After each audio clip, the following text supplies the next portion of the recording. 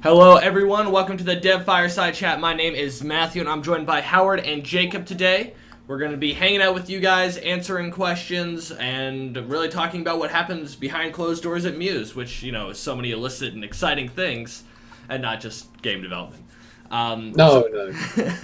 So to start us off, Howard, talk about a little bit what's going on at the office, what's been worked on. Actually, I was reading just like someone who wrote me a question on Skype already, so I was reading that. This week is yeah, just like a lot of. I mean, I think Matt just put out the weekly progress on our blog and also on the Kickstarter page, and essentially summarizes what we have been working on. So once again, it is split between co-op and a skirmish. And on the co-op front, we are fine-tuning some game modes, fine-tuning sort of the resource in-match progression type of mechanics. And we are also working on a couple new game mode mechanics as well.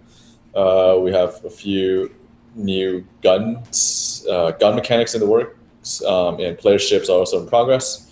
The progression stuff, which is UI intensive, has resumed now that Warren's devoting some time to it. And on the skirmish front, obviously the HUD is being tested right now on DevApp.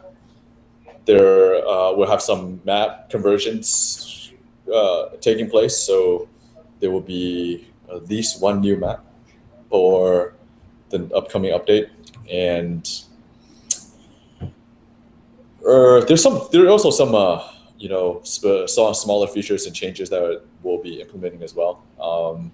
They're probably small, small to the point where it's not necessarily worth it to go through in detail on stream. But if we're updating the dev app as we go. There's a new build that's on dev app that Alex just put up. So if you guys are interested, you guys can always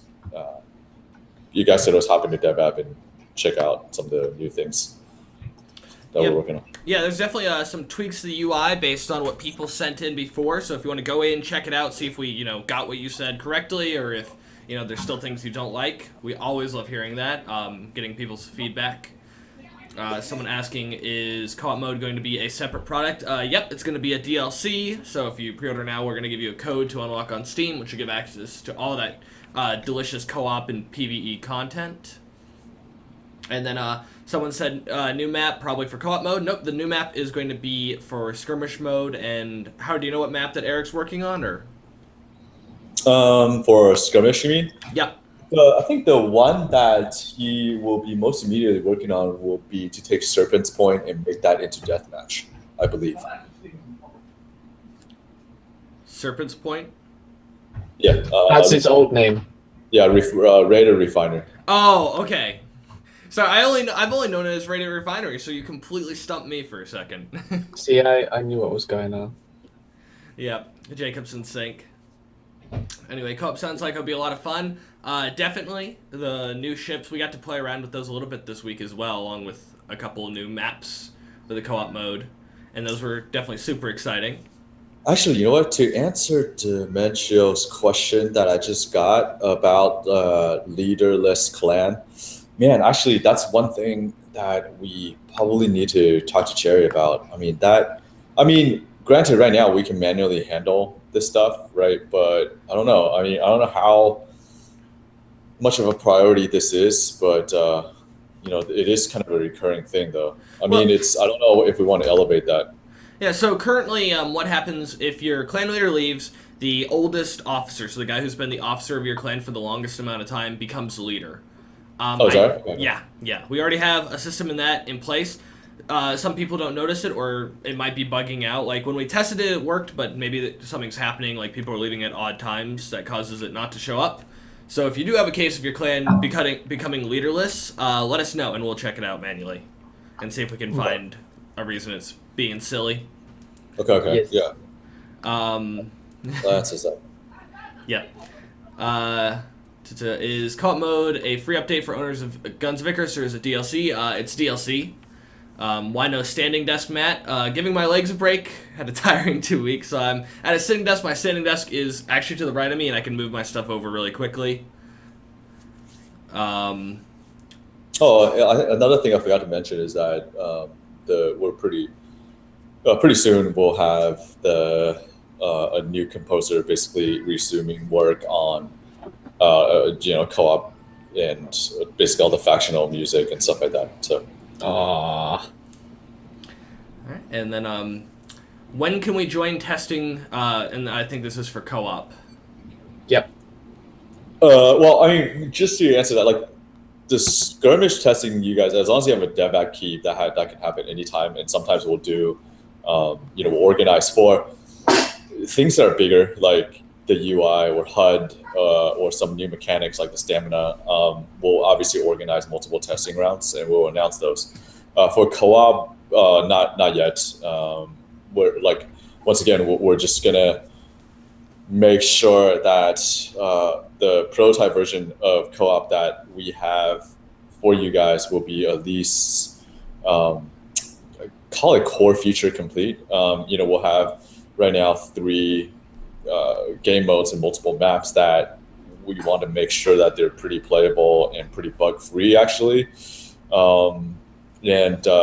As far as we can tell, and then want to work in the resource mechanics and make sure that at least that's to our satisfaction, and make sure that some of the game modes and AI work are to our level of satisfaction before.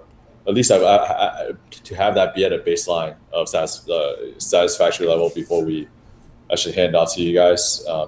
Just because I think that would be more meaningful to collect feedback. I don't really find it particularly useful when, say, AI airship is slamming against a wall, which doesn't happen anymore. But to have that, you guys test that and give us that kind of feedback isn't really meaningful. So, we'll make sure that in the next sprint or 2, we wrap this up so we can start giving you guys a way to access the build, which is also something we'll need to think about. It's just how best for you guys to access the build.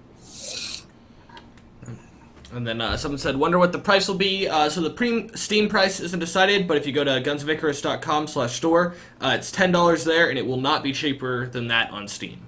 Yeah, I mean, it will definitely not be cheaper. It will be at least $10 and up. It could be at 10. It's possible that you will have it at 10.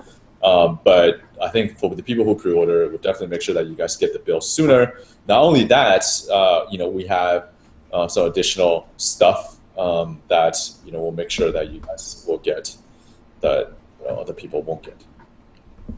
Oh. And then the Mad Maverick says, I know it seems hard to believe, but this is my first one of these. Well, welcome to your first Fireside Chat. Great to have you here. If you have any... Maverick, by the way, we're probably not going to go to VGU this time, just because we're going to PAX and going to EGX already. So we probably won't be going to VGU, which which is a bummer, because the best part of going to VGU is get to hang out with you. And by the way, like, if you guys don't know, Maverick is an amazing pitch man. I don't know.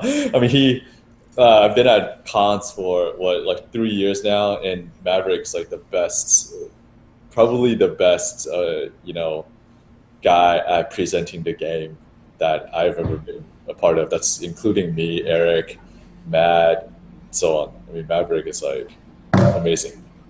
So just want to say that, give it a shout out. And then, by the way, that crate place George and I end up going to is amazing.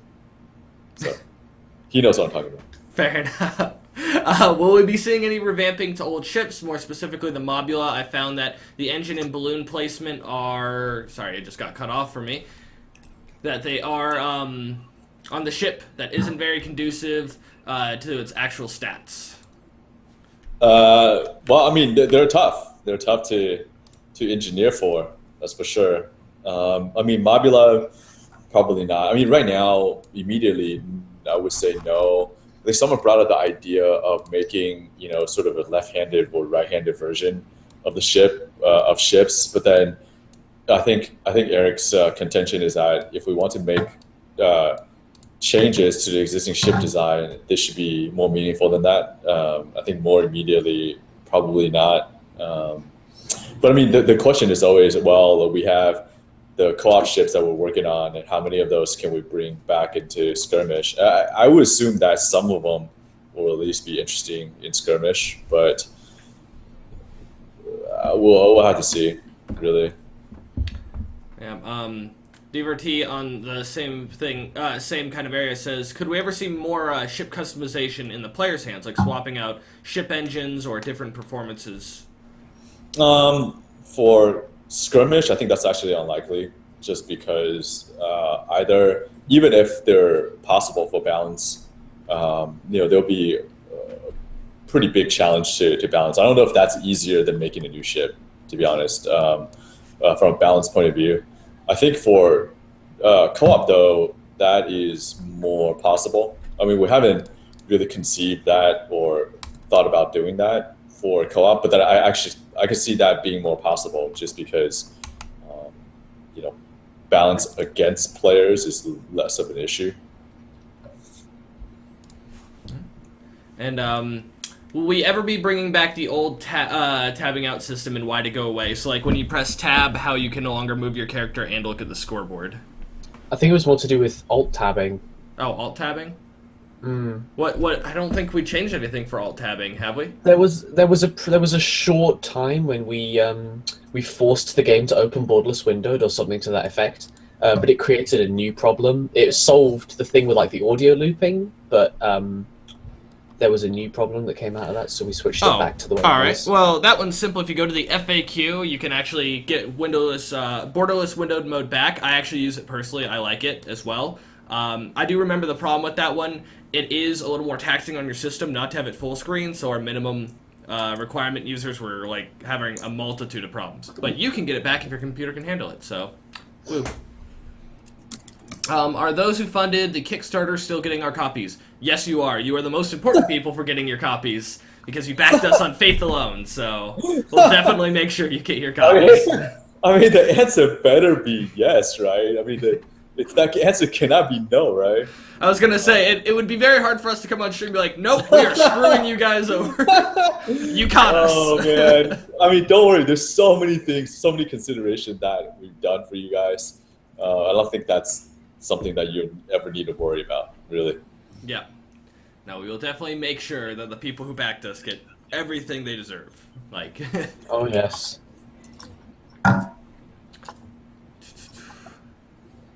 So I've played Guns of Icarus Online for 200 plus hours and was thinking about streaming it on Twitch. I just figured out how to stream using OBS. Any advice for a new streamer when streaming your game on Twitch? Lower your mouse DPI. That one's really important. You get a much smoother turning instead of just jerking your character around wildly, or if you're spectating, it looks better as well. If you're using spectator, get used to turning off the UI keys. They're very important if you're getting a tactical view, but sometimes you get some very beautiful shots with them off. Also, find clans, and they've got some amazing games as well to check out. So that when they skirmish and stuff against other clans.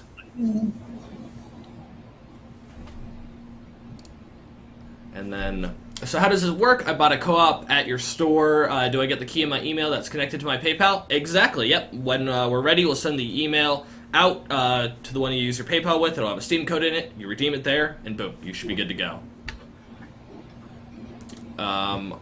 Basically, are we planning on any player handheld weapons? We're not. We want the ships to be the ones interacting. It's really the goal. So basically, 4 people making one single unit work. Yeah. We do have a few of those. They're wrench and spanner and mallet. No, I was just kidding. I mean, sometimes I get pissed at my captain. I will. There are other Muse team members. I would stand near it and try to whack it with my repair accessories, but it's really more symbolic than anything else. All the Mobula needs is to remove the damn wall between the balloon and the hull. I want that wall there. I want to convince my engineers they should not be focusing on repairing. I want them glued to the guns. Yeah, it's biggest design consideration for one of the bigger design consideration for Mobula, really. Yeah, I think there's a reason why the wall is there. So, yeah. Yeah. All right, and then. But the thing is on the Mobula, right? I mean, okay, I'm sure that there are professional Mobula captains, whom I'm not one of them, that are listening. I mean, of course, the Mobula is like harder to repair in that way, but I mean it's meant to. There are 5 guns facing forward for a reason. I mean there's something that the Mobula is designed to use well. I do fly to Spire a lot. I think the concepts are the same. We're not going to be able to out repair somebody in a focus fire situation. So, the better counter is actually pick up the guns and shoot, I think. How many people work at Muse? The strict and most accurate answer is that we have 10 that are basically full time, but we also work with a number of contractors and interns. So, yeah. But I mean, I think having said that though, whomever we get to work with, whether it's interns, whether that they're modding the game, contractors, whether that's sound designer or musicians or artists or programmers or whoever, we do try to treat everybody as part of the team, as much as we humanly possibly can. So I think everybody has the same access to the same information. There's really no information wall that exists within the team. So yeah, I mean, I think so in a way, I think the size of our team sort of is kind of amorphous. Yeah. I mean, I consider all the CAs and all the mods in a lot of ways part of the team as well. Well, in that case, we have over 100 members on our team. We're AAA now, baby. Oh yeah, no way. Yeah. I mean, and also, also a lot any player who teaches, who just who represents us in the game. I think we're definitely. I mean, even so even say, Maverick's listening, and even for Maverick who he's not a CA, he's not a teacher, he's not a mod, he's not any member of the team, but when he decided to volunteer with us, at least for a con or two when he was there, so he actually manned the booth for all days at VGU, manned the booth all 2 days at MagFest with us, and I mean once he's done that, he is part of the team, right? Albeit for only a 2 or 3 day period for maybe say 5 days total out of last year. But I mean, I definitely consider him a part of the team for those 5 days.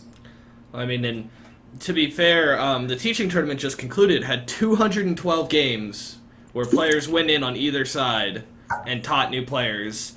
And that's almost 3,000 newbies that basically got a vet. And those people, I mean, I would consider them much closer now. Yeah, absolutely. Or even say Gilder or Urs or Thomas or whoever is organizing tournaments, Scrim,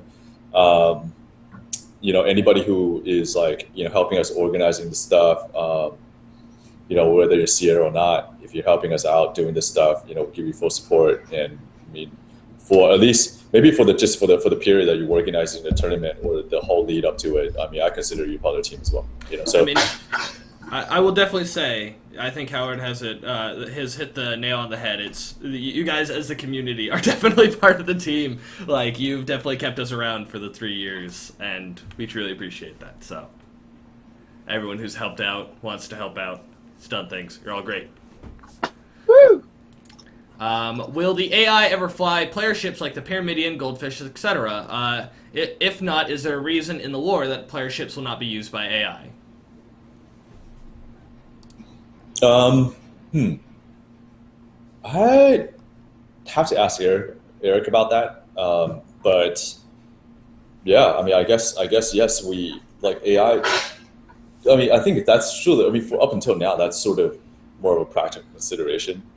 We just decided to design a suite of ships and planes and bosses for each of the factions for AI. I think that maybe it's as much of a legacy and a consideration or practical consideration as anything else. But I actually don't know if Eric's got some idea about the exact reason why that's the case. Why I honestly don't know. I think it's really more of a practical consideration, to be honest. And are we going to do MagFest? Yeah, I mean, I would love to be at MagFest again. Absolutely. MagFest was amazing. And then this is such an amazing and unique game. Genuinely, thank you guys. Well, thank you for supporting us and buying the game and playing the game. Like, you guys have been awesome. Actually, we got a little stuffy that said hugs from Muse because of the DDoS attacks, and that was amazing as well. You guys are awesome. Yeah, no, really, thank you. Really very humbled, especially in the last 2 weeks. Just it's been a humbling experience. Yeah. Does drop shooting the Spire actually work? Yes, it will drop faster. It is funny if you can get right above someone and just ram them into the ground with it and make them bounce into the ground and die. Yeah, I think with stamina, man, that is actually pretty powerful. Like, I didn't expect Matt to do that to me. I still remember. Like, two weeks later, I still remember that stupid maneuver. That one felt really good too. That was like you very rarely get to pull that off with a Spire and not like die because you're not a ramming ship, but it's satisfying. Have you guys thought about Guns of Icarus 2 or something like the improved new Guns of Icarus? I mean, yeah. So I mean that thought process definitely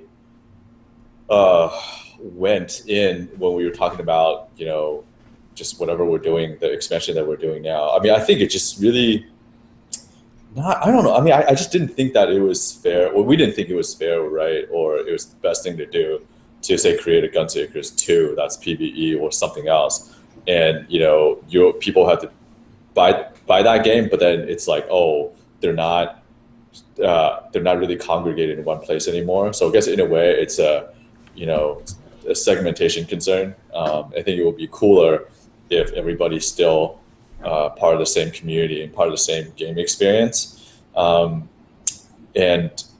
I think that was definitely a major consideration. And just the feeling of like, okay, here's guns and buy another game. Just seems like not the optimal thing that we should be doing.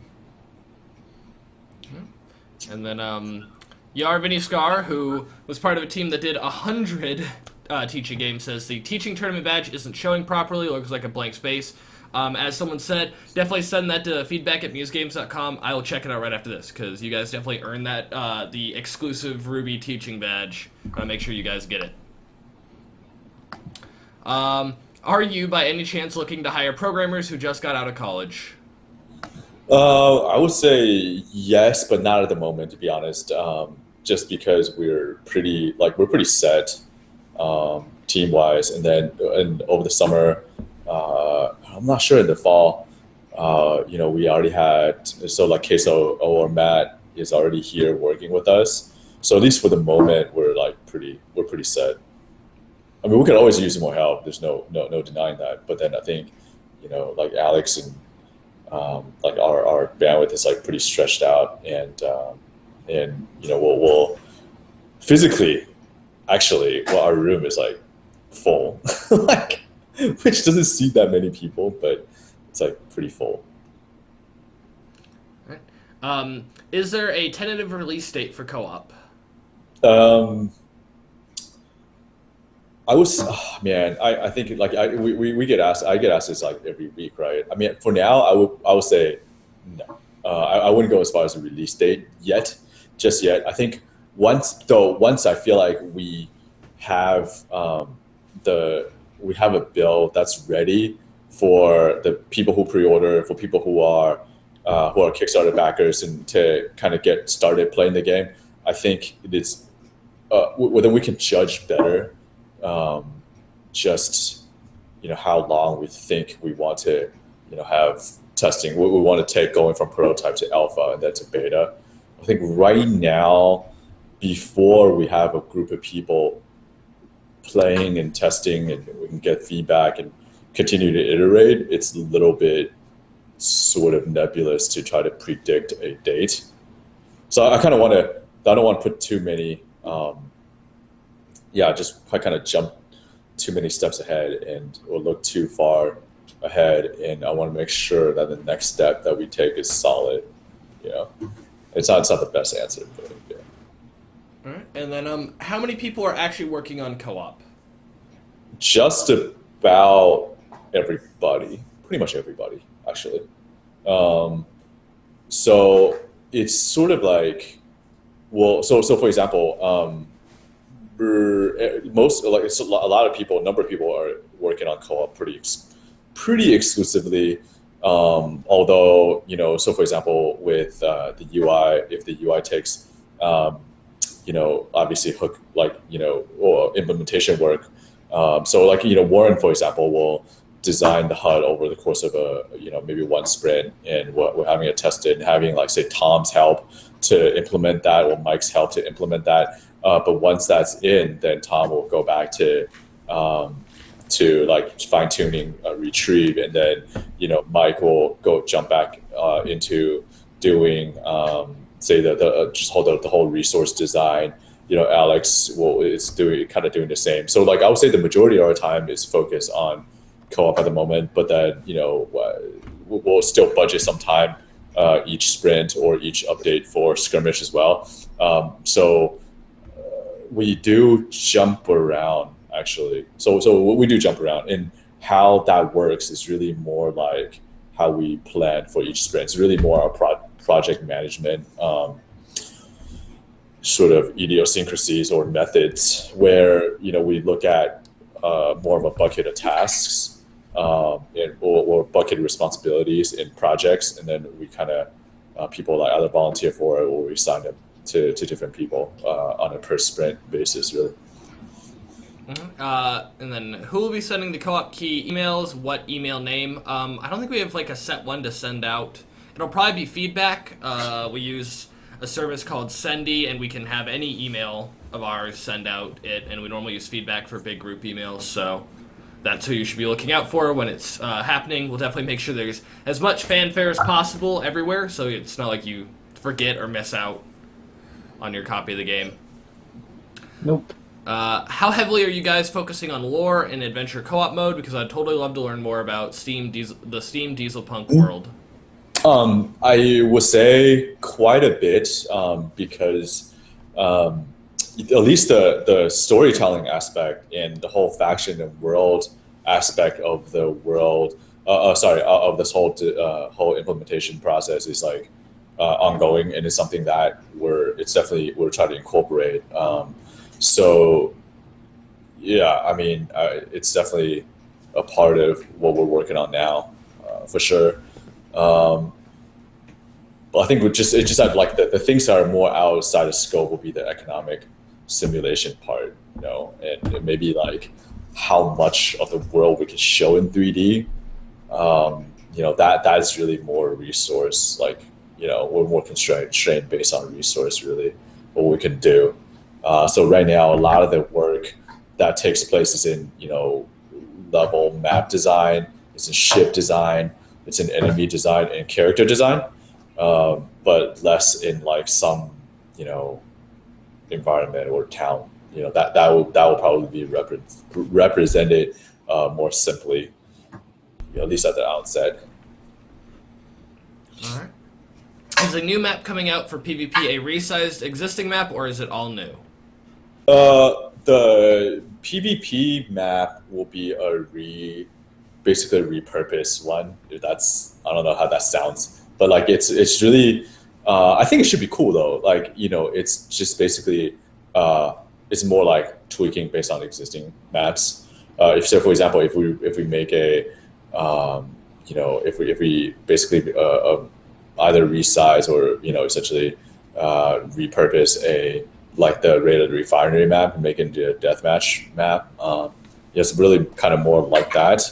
The actual new map, all new maps are done more on the PvE end. All right. Then, are you planning to design a real flagship, like say 4-on-4 match, where a ship is handled by 8 players and the rest of the players on the team are using smaller ships? No, I believe the current plan is to stick just with the 4-player setup right now. Yeah, that idea. Yeah, for at least for more immediately, that idea has been, talked about a ton of times, and a lot of people love it, and we love it too. But initially, I think it's based on existing, player ships and new player ships that's balanced around 4 people.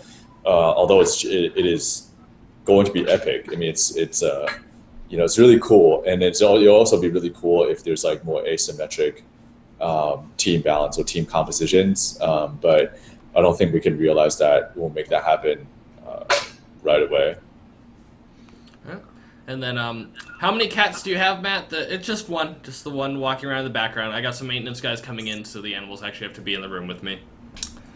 And then Dutch Vanya asks, is adventure mode anything other than a vague idea at this point? You always told us it was separate from co-op, but can you give us an idea what it is? People donated a lot of money for this. I think the adventure mode idea is like, so we in as far as Kickstarter goes, for example, like there are a number of things that we talked about that we're going to do. One is obviously an AI director, and related to that, PvE, and just everything that is around PvE, bosses, airships, planes, new game modes and maps for PvE.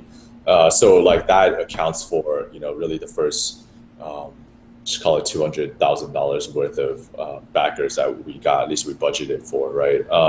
And then so beyond that, part of it is lore, part of it's just storytelling, right? Part of it is a sense of the map, a sense of the world.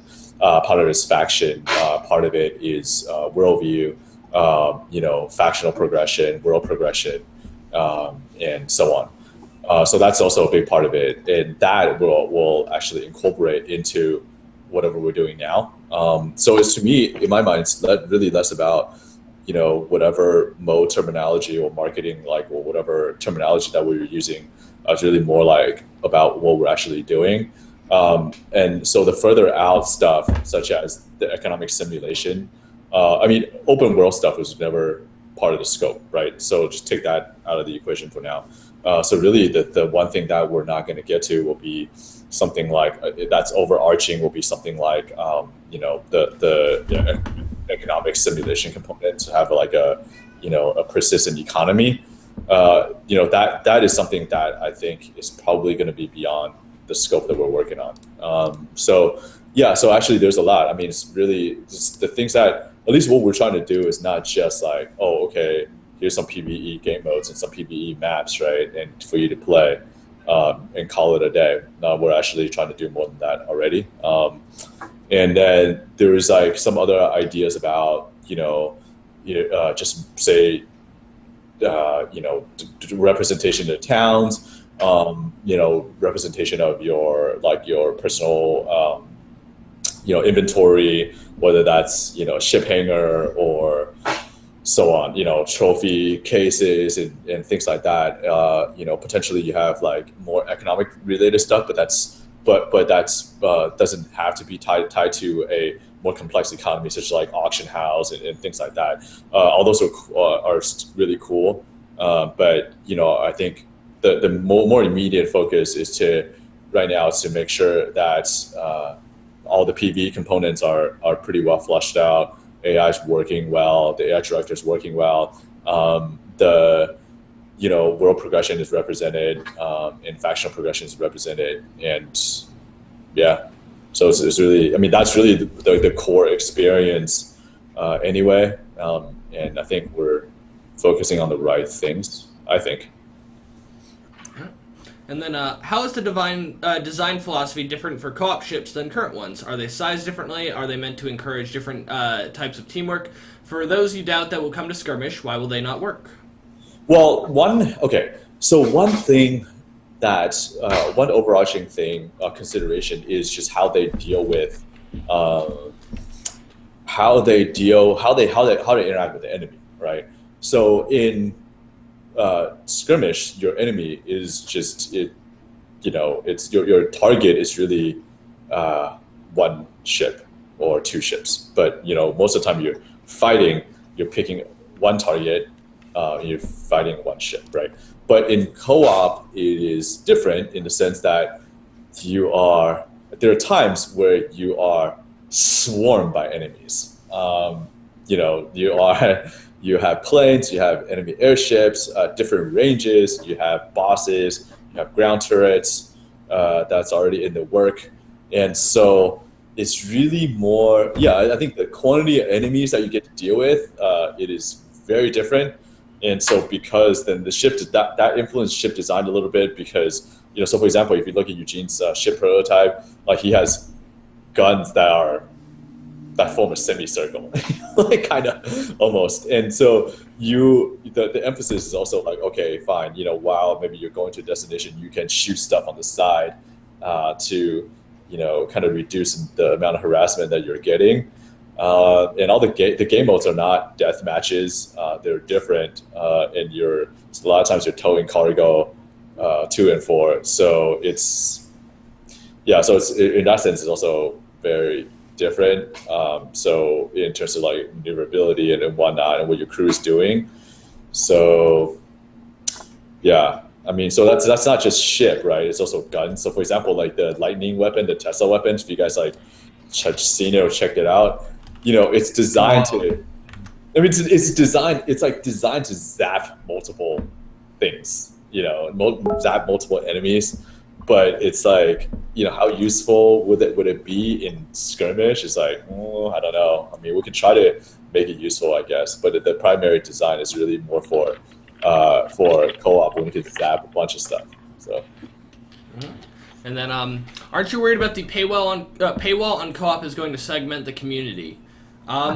Not really, mostly because that friends list that's up in the corner will still be able to see if you're in skirmish, co-op, and co-op skirmish. I mean, it's definitely a concern and something that we're designing around, the idea of when can you see your friends, when you interact with them, and what's the best way to make sure you don't feel split up from everyone you know. Mm. Yeah, I mean, it's definitely possible. I mean, because we're asking you to buy an expansion, right? And some people have already bought that expansion. So if that constitutes as a paywall, then I mean, we're not going to be able to offer this for free. Okay, that we already know. It's not going to be viable for us to be able to offer this as a free update, given that we already put in more than a year worth of work into it as a team. It's not viable. But then, so the other option would be to release it as a separate game. If that's the case, then the paywall it's complete. It's 100% total. So I don't know if that's a good way to go either. And then, where in the world is Kivias this week? I am in the same place. You're just seeing a different angle. We moved some stuff into my office, so I have not moved. What's your guys' favorite boss ship so far? I would have to say the Arashi, and I know it's the first one, but I've loved how far it's come, and fighting it just feels great. Yeah, right. I mean, right now the Bonefish is the. Probably, I agree. I mean, it is it's the one that we balanced for the longest. So it is, so I think it's a worthy opponent, especially that it has the lightning weapon. It's actually pretty terrifying. If you get too close to it, it's terrifying. So yeah, I would agree with Matt. Jacob, do you have a favorite boss ship? Well, I like the Bonefish, but I think that's partly because it came to me first. Having seen the big Fjordland carrier, I think that's probably where my sympathies lie. But I haven't seen them all yet. I haven't seen every faction's boss ship. So... True. So maybe things will change. Smoke Bear actually has a very interesting question. Okay. Will you ever be implementing a sort of suicide run tactic for ships that have been shot down? You know, like the hull dies, but you stick around just long enough to hit the ground. So basically, I like this idea where basically when you die, you don't just instantly explode. Your balloon would pop, and as soon as you touch the ground, then you explode. So you'd still have time to fire wildly and try to get in a last hurrah. Wait, I guess I don't get it. Hold on. Like, what? Okay, so you know the moment your ship is destroyed, you explode currently? Yeah. So in this one, when your ship dies, instead of exploding instantly, the balloon would pop and it would last until it touches the ground. Like So you have can't basically you repair have a the balloon. last stand. Yeah. Yeah. I mean, I think representing the last stand. I don't dislike the idea. I kind of like it. I think it's cool. But I think the representation of balloon we probably won't go that route. Just top of mind thinking out loud. Just because I mean, people might be confusing with like, oh, that there's actually this is actually a balloon fix situation, But having some idea that like something like that isn't a bad idea. Some form What? of last stand, yeah. Yeah, that's kind of cool. All right. I think although like if we have a more, I mean essentially like I've been like thinking that I keep getting rejected, but it's kind of like I'm a pharmaceutical company submitting to the FDA all the time and getting rejected all the time. But like my idea has always been like, okay, fine, you have a skill that's like that makes you like that when you activate it, it basically makes you a kamikaze suicidal like stuff Gosh. where like you can like charge into enemy ranks and like you'll basically wreak havoc, cause a massive explosion, but you'll die. You'll face it. You will die for sure. Okay. Well, and so I don't want to ramble too much on this question because I like it a lot, but we do have a lot of questions to get to. But Sorry. I imagine, no, this is me telling myself I need to shut up, but I want to keep talking. I imagine, like, in this situation, both the hull component and the balloon component would, like, explode. Like, you couldn't even interact with them anymore if you want to make it, intuitive. Yeah. Because then it wouldn't be, I have to repair the balloon. There is no balloon repair component anymore. If you had it so that it was everything was going down, like maybe if things got a little bit blurry and like a bell started tingling, so you knew you couldn't fix stuff, that might work. I don't know. Definitely an interesting idea to think about. Thank you for bringing up Smoke Bear. I could probably do the last 18 minutes thinking about this idea. I like it, so we'll definitely talk about it in the office. Fun question. Are you guys fans of Game Grumps? Since you integrated Ego Raptor and Rubber Ninja's voice packs, how did you talk to them over to do this? Yeah, we're absolutely fans of Game Grumps. I think obviously they're popular. Their stuff are funny and they do a good job with their videos. However well they play a game, but I think they're also really cool people. And so we got to know them, I think, for over a year now, and they're really cool. And how I did it was just that, I actually reached out to Ross and we talked about it, and which is like, because I was looking for more voice stuff, voice commands anyway, people to do voice command anyway, wanting to expand the voice command options that we have in the game. So reach out to a few people to see if they're interested in doing voice stuff. And like in talking to Ross, and he just kind of got back to me and was like really interested and just thought it would be cool. And then so we just talked, and then we talked about doing stuff with charity, and I guess that resonated. So speaking of which, we actually need to make another monthly donation to the charities as well, which is like actually a good reminder. So anyways, so he did it over the course of like a day. He just did it. We give him the script, he did it, and he like riffed on it, which is like pretty hilarious and pretty awesome. And then he got Holly to do it and Aaron to do it. So that's kind of how it came to be. It's pretty organic, but I was just trying to get people to see if they're interested in doing more voices, and he happened to really like the idea, and that's that. Since it's probably still a long way away until more than the current PvP mode will be published, don't you think it'd be useful to give users access to an editor where they can make their own maps? Also, thanks for answering my previous question. Yeah, I mean, making maps is probably the hardest thing that we have to do. I mean, right now, Alex is working on a lot of tools just to make map creation easier and faster because this is something that we face a lot. I mean, right now, map creation along with ship creation are like our largest bottlenecks. They're the hardest things to do, just because it's not only because of set dress, but because of like balance consideration, game mode consideration. It's not like it's just you're just creating maps out of simple tiles and some preset assets to make a little platforming level, and that's that, right? The maps that we have are expansive. They're very game mode specific, and there's a lot of just set dress stuff that happens. It impacts performance a lot. So there's a lot of things actually that goes into it. Creating map isn't an easy task for us, but I think we'll see. Like if we can develop better tools to make this easier, not only for us but for you guys as well, then I think that's more possible. Otherwise, it's not something that it's just like here create a map. It's like actually that easy. Are ground turrets destroyable? Yes, they are. Yes. I've destroyed quite a few already.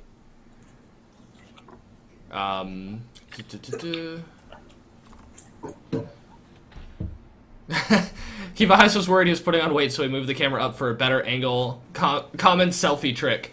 No, it's mostly because I'm sitting and my monitor is bolted into the wall, so I can't put the camera somewhere else. But if it slims me down and makes me all sexy, I'll take that as well. Oh yes. Have we thought about alternate monetization options for co-op?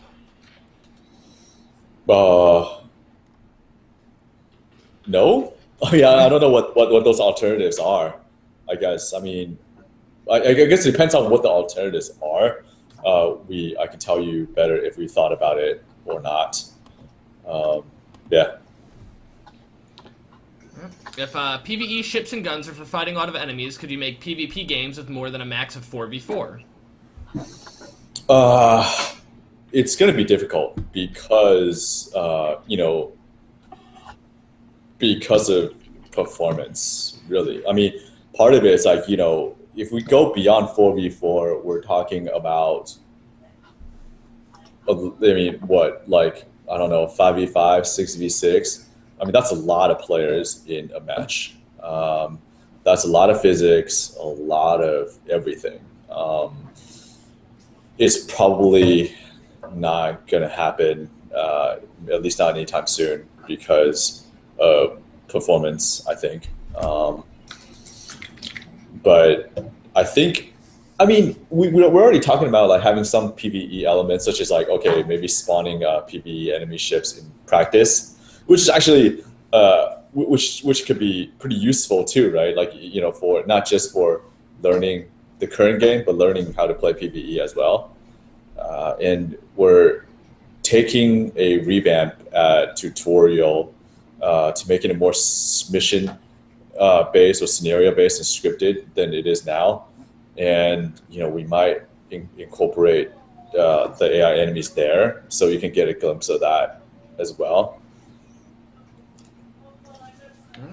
And then, will there be a Markiplier voice pack? I mean, if Mark wants to do it, would love to have him. He's got a great voice, actually. I mean, he's got his voice maybe like more, like his normal voice, maybe more like radio, but he's got a great voice. Like aside from Fire Access,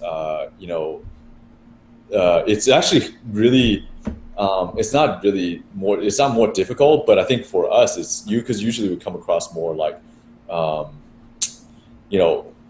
more like the voices that are a little bit higher in pitch, that are higher ranges, like more tenor.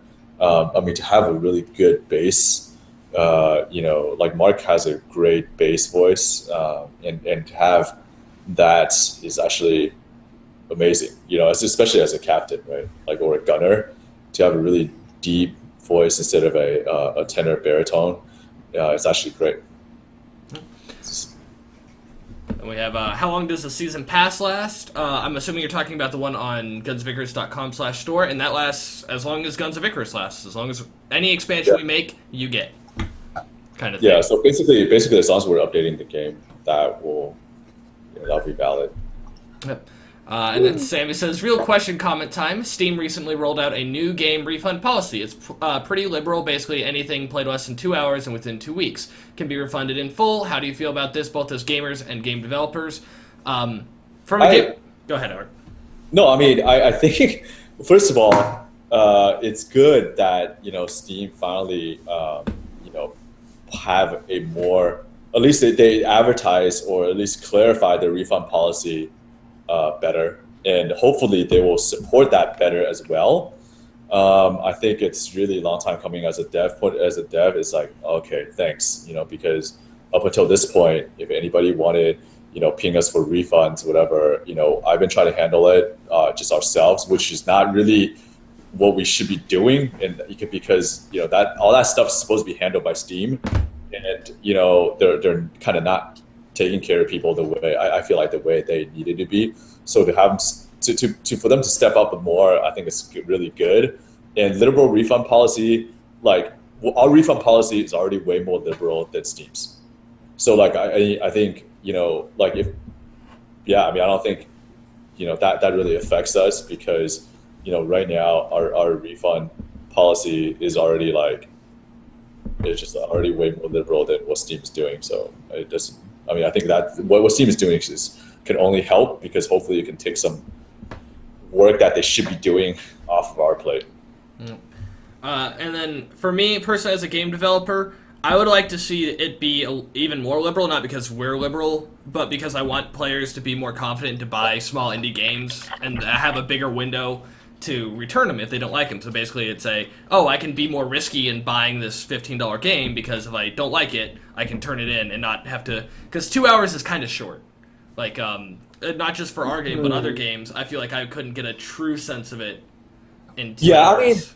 I mean, of course you don't want people to abuse it, right? But I would say this, right? I mean, if people worry about refunds, like, being generous about refunds is actually great. That has really never hurt. I can't recall a case where that's hurt a business. So for example, like when I used to work in the Bay Area, there's a Bay Area chain called Fry's Electronics, if anybody knows what I'm talking about. Their refund policy is amazing. It is amazingly generous, right? Like it's all electronic stuff. You can buy PC components, you can buy all camera, whatever, and you can just return it. And the return policy is you can return it for a really long time, as long as it's not software. You can just return it. It's to the point where you can, you accidentally break it, and you can basically, if you have the box, you can actually even return it, and they don't really ask you a lot of questions about how you broke the stuff. They just take it and say thank you. And the thing is that you have a really amazing refund policy. Everybody knows it, and people have the confidence, and people want to prefer shopping there, actually, as it turned out, and they're immensely popular, right? And as it turned out, the people who actually ask for refunds are not that many anyways. So I think having a great refund policy is actually good. It's good for business. I think it's good for business for Steam. I don't really think that having a stiff or stingy refund policy ever does anybody any favors. That's my opinion. Jacob, we just lost your camera. Are you still there? I think Jacob's gone. I think we just lost Jacob entirely. All right, well, we have 7 minutes left. We're going to try to grab these questions. We're not going to worry about Jacob for a second. So quickly, Howard, what level in Clash of Clans are you at? I am pretty high. I am at 100, well, just over 100, I think. All right. Can you transfer assets made in the free version of Unity to Pro? I don't know. I'm not sure, dude. I guess, probably had to pass that on to Alex or something. But I will ask Alex How will co-op perform? I know it won't have the same number of players, but it'll have a ton more moving ships moving around at once. That's definitely a concern of ours. We're definitely going to have to look at the minimum requirement, especially when we have the number of enemies really finalized. Yeah, I think we have done that actually. So we have a enemy budget already. Beyond that, we are like there's only so many enemies that we can put on screen, and so part of it is to design it smartly enough where you still feel the tension and you don't have as much lull as or downtime. But then there's also some randomness to it, which is like what the AI director is supposed to do, right? But we are also looking at benchmarking or re-benchmarking our min spec, partly because our min spec, we're supporting. Sorry, something going on in Jacob's background. He just muted, but like. Yeah, sorry about that. That was unexpected. But yeah, we probably might raise our minimum a little bit. Maybe not by a lot, but maybe a little bit. Or at least we need to clarify our minimum, define that better. So it's both. Someone did bring up something interesting for the refund policy. He said some games are just 4 hours, which is definitely a good point on why it's probably a 2-hour cap, because there are definitely some smaller games that are meant to be played very quickly and burn out. I mean, some games I can play through in 2 hours too, right? Single player games I can play through in 2 hours. I play what's the game like Nightmare, Never Ending Nightmare, in 2 hours. It's a good experience, and I played it through for 2 hours. I mean, I just think that, regardless how Steam defines it, erring on the generous side doesn't hurt, because I really truly believe that the vast majority of us as gamers or buyers of games were pretty supportive, I think. And it's like, I don't think people generally abuse refund policy. That's just what I think. True, and I mean, since it's automated, it's already pretty abusable if you just refunded the game before you finish your 2 hours, but you saved your save data in a different folder, rebought the game, and did it again. Like, if you really wanted to go through that. So I definitely agree with Howard if you just make it more generous, because people are going to find a way to screw with it. Like, you should definitely find ways to protect yourself. That's very important, but I don't think there's going to be any system that's foolproof. Can we get a climbing rope animation when we fall off the ship? We just got this feedback email, right? I think I know it's the same person. Thanks for sending that in. That is cool. Like, that's something that we actually had in Flight of the Icarus. But we actually talked about it a lot, but decided not to do. It seemed like, I don't know, like with Flight of the Icarus, like if you guys have played it, I'm not so sure if it's a utility gain or loss by having that feeling of climbing back on. If you actually feel like you feel better about yourself or worse, that was one concern we actually had. Would it be okay if I make a T-shirt using the Guns of Icarus logo, or will that be a copyright violation? Sure, go ahead. Yeah, whatever. I mean, if you sell it commercially, though, just be careful, like, with copyright stuff, that it doesn't bother it. I don't know if I should be saying this on stream or whatever, but it doesn't really bother us. As long as it's for your personal consumption and not for profit, it is not a problem. Well, I mean, technically, that is by, I guess, some letter or some copyright law somewhere that is supposed to happen. But whatever. Yeah, no, he's saying no, he won't do that, so he's not selling it. Yeah, no, if it's for your personal use, yeah, put our logo on everything. Make stickers for yourself, put it all over your computer. Make mugs, everything. Mugs. Yeah. People have done that. People have done that. Like some people made, like, they went to SteamCon cons or whatever. They made some like really cool, pretty ornate and fancy. I forgot what that is. Some like ornaments with like guns and stuff already. Like, it's cool. Like, we sent people our assets before for them to like dink around and make stuff with. So, yeah. It's not a problem. Can you put a 2v2 Crazy King on the top of the ideas pile? 2v2 Crazy King? Like, oh wait, you mean at Duel of Dawn? You mean? Awesome. Dualaton, move over from one end of the app to the other in 5 seconds. Oh, Spawn man. on That'd top of actually be each quite other. fun. Just have 4 points in each corner. Yeah, You're right. yeah, that. Yeah, I don't know. It's not out of the realm of possibility. It's just I think it's. I don't know. I mean, we were okay. You know what? To be honest, that wasn't on the top of our pile. It wasn't. Of the new maps, like what map tweaks that we were just thinking about, like that was not.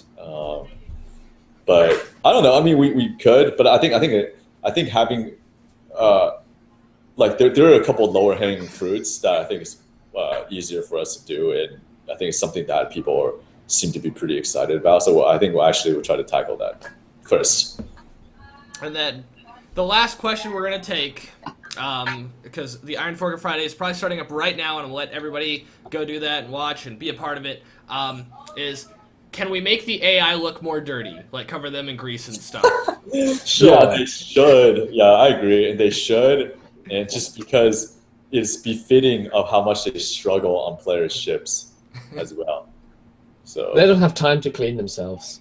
yeah, it's like I think maybe that's why there's a practical explanation. They're too pretty because they're spending too much time cleaning themselves off and not doing things properly right now. Oh, I see. That's why players are better because of that reason. They're just spending all the time preening Oh. themselves.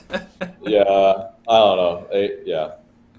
Yep. And with that, we're going to end for today. We're going to turn the stream over to the Iron Fork of Friday. I believe it's hosted by Admiral Obvious again, right, Jacob? Yeah, it's going to be twitch.tv/The Obvious Show, should everything have gone to plan, which I think it has. So Sounds good. We will see everyone then again next week, Tuesday, Thursday at 5 p.m. Eastern. Actually, you'll only see me Tuesday. I actually have a couple days coming off, so Thursdays will be hosted by Jacob, and you'll just have him and Howard and whoever they stealed. And then the same for the Fireside. Wait, I want to give a plug though. Okay. You know, if you are into music, especially classical music, if you haven't done so, listen to Dvorak's Symphony Number 9, the New World Symphony. It is absolutely that's a amazing. nice tune. And with that, we will leave you guys. We'll let you enjoy the Iron Fork of Friday. Definitely hop in game, play it. Thank you so much for joining us again this week. It's great to have like 70 plus people asking us questions. We love them all, and we love you guys. So we'll see you later. Bye, everyone. All right.